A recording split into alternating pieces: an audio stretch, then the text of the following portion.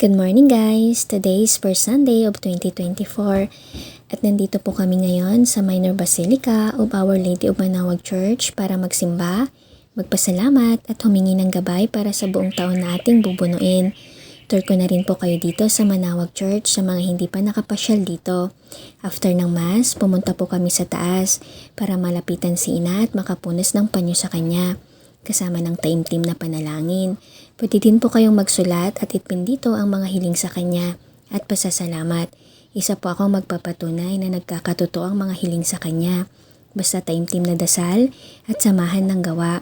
Sa bandang likod naman ng simbahan, matatagpuan ang tirikan ng kandila at pwede din po kayong magpa-picture dito. Dito rin po matatagpuan ang napakagandang garden na napapalibutan ng iba't ibang klaseng santo at sobrang nakaka-relax po dito.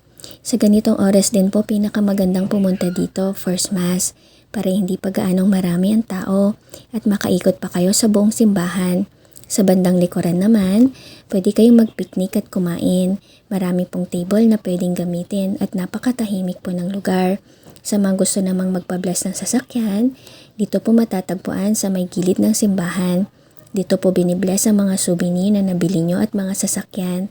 At ang panghuli, ang souvenir shop na matatagpuan naman sa likod ng simbahan sa pangalawang palapag. Makakabili po kayo dito ng mga souvenir na gusto nyo.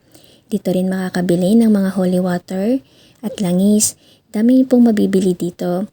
Mula sa bracelet, rosary, iba't ibang klaseng santo, at marami pang iba. Hope you enjoy my video, and thank you for watching. And please don't forget to like, comment, and share. Inarota kayo!